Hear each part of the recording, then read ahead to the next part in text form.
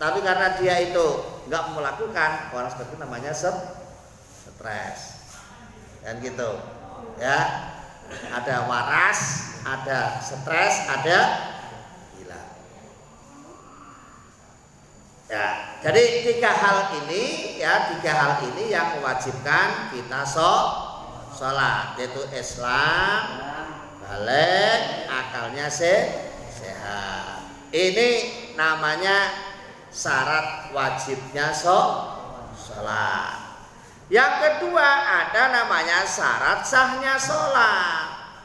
Syarat sahnya sholat ini syarat-syarat yang harus dilakukan sebelum melakukan sholat. Apabila tidak dilakukan maka sholatnya tidak sah. Ulangi lagi. Syarat sahnya sholat ini adalah sesuatu yang harus dipenuhi sebelum melakukan sholat. Apabila tidak terpenuhi maka sholatnya tidak sah. Ada berapa? Wasyara itu sholati, adapun beberapa syaratnya sholat. Qablat dukhuli, sebelum masuk fiha, di dalam sholat satu asya'a itu ada 5. Ada berapa? 5. Tadi ada 3, sekarang 5. Nah, habis ini selesai dulu. Ya. 5 supaya tidak lupa.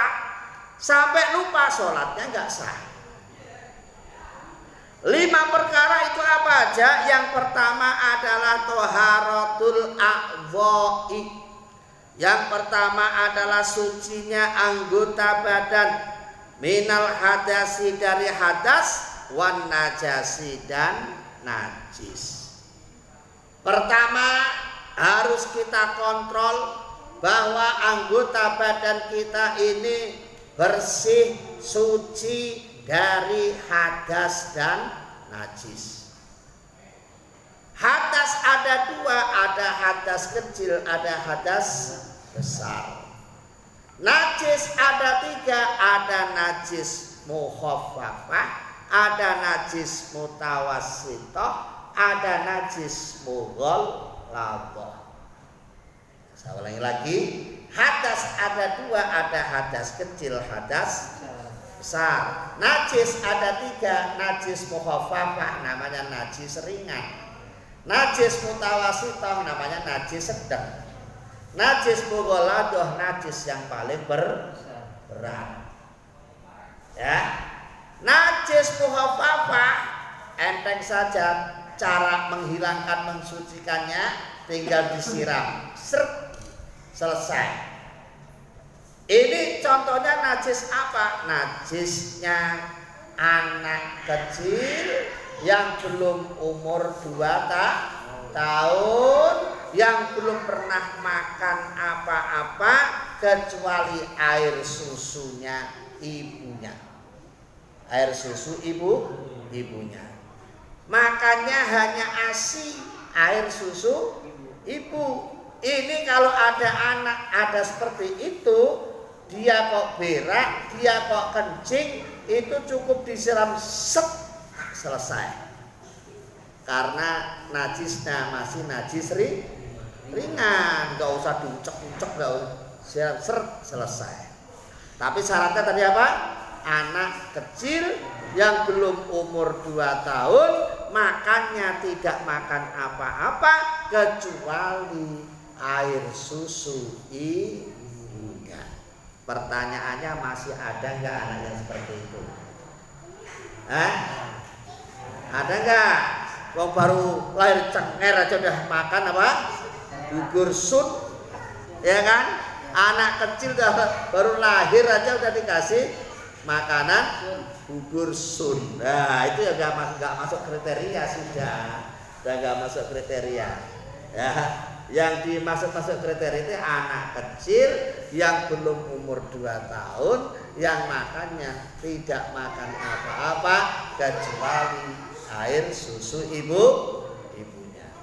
Najis mutawassithah ya disiram, dipucek, siram lagi. Siram pertama, diucap-ucap terus dibilas. Itu najis mutawas, najis sedang. Najis mughaladah repot urusannya. Najis yang paling berat. Salah satu najis mughaladah penyebabnya adalah kena anjing dua. Kena hewan dua itu anjing dan babi. Kalau udah kena anjing itu namanya najis mughaladah. Cara mensucikannya 7 kali. Salah satu di antara 7 dicuci dengan debu. Ya. Pak, kenapa harus pakai debu? Aturan. Kalau langsung dicuci dengan deterjen rinso 1 kilo belum suci. Harus pakai debu. Salah satunya harus pakai debu. Kenapa harus pakai debu? Ya memang debu ini, tanah itu bisa menetralisir semua penyakit. Kalau baru sabun, rinso, soft clean, bike clean itu belum bisa menetralisir penyakit. Ya, makanya kalau kemarin kita kok suruh cuci tangan pakai hand sanitizer itu sebenarnya itu ya bersih aja, tapi apakah itu bisa menetralisir penyakit? Belum. Yang bisa adalah tanah. Maka dulu kalau orang tuh kalau cuci tangan dulu pakai abu gosok, ya kan? Pakai apa? Abu gosok. Itu sehat bener kalau itu. Kalau baru pakai itu malah belum sehat. Ini secara syar'i itu. Karena memang abu tanah ini bisa menetralisir penyakit. Itu. Hadas ada 2. Hadas kecil ada hadas besar. Hadas kecil menghilangkannya dengan wudu. Hadas besar menghilangkannya dengan mandi apabila ada air. Apabila mau wudu, mau mandi tidak ada air, gantinya dengan tayamum. Itu sudah kita pelajari kemarin, sudah selesai. Artinya wudunya nggak benar, sholatnya juga tidak sah. Gitu. Lah wudu benar bagaimana? Kemarin sudah saya terangin. Mandi yang benar bagaimana? Sudah saya terangin. Tayamum yang benar bagaimana? Sudah saya terangin. Gitu. Yang jelas, sebelum kita sholat, cek badan kita suci apa belum? Suci dari hadas, suci dari najis. Hadas suci, hadas kecil, hadas gede. Yang kedua suci najis, dari najis apa? Yang paling ringan, najis sedang, dan najis yang paling berat. Itu syarat yang pertama. Syarat yang kedua yaitu wasatrul aurati. Wasatrul aurati, dan menutup aurat. Bilibasin, dengan pakaian tohirin yang suci. Setelah ngecek pakaian, setelah ngecek badan kita, yang kedua pakaian kita. Pakaian kita cek apakah yang kita pakai sholat ini suci apa najis. Kalau najis jangan dipakai sholat. Makanya kalau mau sholat pilih pakaian yang bersih, pilih pakaian yang suci, sehingga kita aman sholatnya. Habis dipakai apa-apa pakai sholat ya kalau suci. Kalau nggak suci repot. Ya. Nah apa tuh batasan pakaian itu sampai mana? Ada orang mengatakan namanya pakaian ini sesuatu yang nempel di badan. Itu namanya pakaian. Sesuatu yang nempel di badan. Jadi kita kok sholat, yang nempel di badan kita itu semuanya pakaian. Itu harus dijaga kesuciannya. Mulai peci, turun peci, mulai baju, ada kaos dalam. Ya, ini harus suci semuanya. Ada nanti kalau pakai celana ada sabun. Sabun termasuk pakaian karena nempel di badan. Ya, kalau sabunnya najis ya jangan dipakai. Ada kemudian celana dalam maupun celana luar harus suci. Ya, harus suci. Kalau sampai ada nggak suci, nggak sah sholatnya. Oh, ya, sampai nggak suci berarti nggak sah. Termasuk yang di dalam celana apa? Dompet, uang. Oh, jangan macam-macam. Uang, dompet ini suci apa enggak? Kalau nggak suci ya jangan dibawa-bawa sholat. Nah, ya, itu karena termasuk pakaian itu. Dompet, kalau nggak suci, letakin, pakai, ya. Apalagi rokok nggak suci, letakin. Oh, habis kerja rokoknya sambil pegang-pegang apa tuh yang nasi, itu pegang rokoknya masih belum habis, dikantongin, pakai sholat, lah rokoknya itu ganggu. Hati-hati, paham? Ya, termasuk apalagi termasuk mic yang ditempelin ini, ya mic kalau ditempelin sini kan nempel itu, ya pakai namanya itu. Kalau mic-nya kena najis, ya bisa mengganggu keabsahan sholat kita. Mic-nya suci kabelnya, oh kabelnya tuh ada yang najis, ya repot urusannya. Oh ya, makanya ini harus hati-hati kalau pengen sholatnya sah, karena harus suci dari pakaian. Nah, wasatrul aurati nutupi badan ini harus tertutup dengan pakaian, karena aurat ini adanya di badan.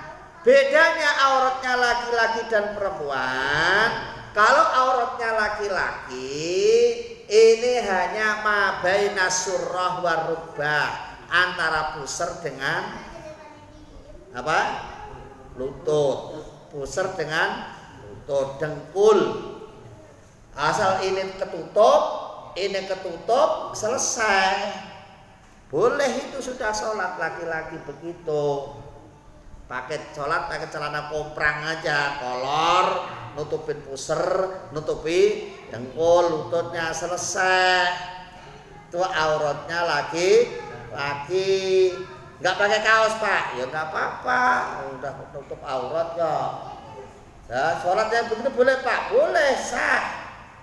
Tapi saran saya sholatnya jangan di masjid, sholatnya di rumah aja kalau begitu. Ntar kalau ada yang begitu sholat di masjid, gimana? Kelihatan? Punggungnya lurusnya kemana? Kalau punggungnya kelihatan yang bawah ya batal. Kalau tapi kan kelihatan kalau punggung yang atas nggak apa-apa. Tapi kalau yang kelihatan punggung yang bawah, yang kelihatan itunya ya udah kebuka aurat. Tapi kadang-kadang memang ada sih sekarang tuh orang tuh sukanya pakai celana yang ngepras. Ya jadi pakai celana jeans kadang-kadang kan kalau lagi dia lagi ya kalau bungkuk lu kok ketok begitu. Mesti kelihatan itu. Kalau kelihatan sampai kelihatan itunya ya batal. Tapi kalau nggak kelihatan ya enggak. Gitu. Ya. Jadi kalau sholat begitu di rumah aja, jangan di masjid. Kalau di masjid nanti ada orang yang ketakutan. Ya, ketakutan gimana? Loh bapak itu kemarin belum begitu kok sekarang udah begitu. Repot jadinya. Ya, ini. Tapi itu sah, boleh. Kalau perempuan, ini perempuan agak berat. Perempuan auratnya semua anggota badan kecuali muka dan telapak tangan. Ya. Semua anggota badan kecuali muka dan telapak tangan. Nah, makanya ini perempuan hati-hati, yang sering kelihatan itu perempuan.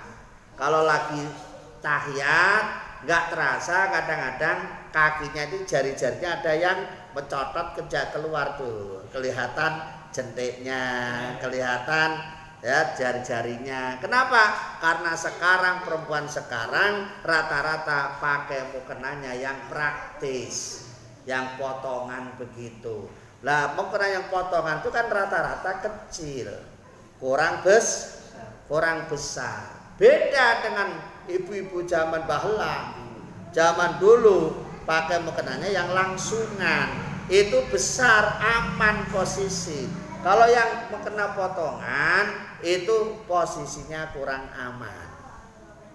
Bukannya saya nggak boleh pakai mukena yang begitu, boleh tapi hati-hati maksudnya. Ya, tapi kalau pengen aman pakai mukena yang Jawa dulu aja, yang langsung itu aman pasti, nggak bakal kelihatan auratnya. Tapi kalau pakai mukena potongan itu rata-rata itu saya sering melihat kadang-kadang itu nggak sengaja kadang-kadang tuh tahiyatnya kelihatan jari-jarinya, itu kan kebuka aurat. Kalau kebuka aurat maka sholatnya tidak sah. Belum lagi kalau lagi ya pas takbir Allah, sholatnya nggak pakai baju panjang, pakai celana baju pendek, Allah kelihatan tangannya. Ya, ini juga kelihatan auratnya. Makanya hati-hati. Ya ini kalau laki-laki posisi kayaknya aman. Kalau perempuan ini rata-rata kalau yang pakai mau kena potongan ini rata-rata apa? Kurang aman.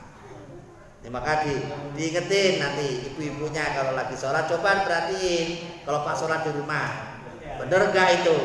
Ya, rata-rata kalau mau kenanya potongan rata-rata begitu karena mau kena potongan itu kecil ya kurang besar.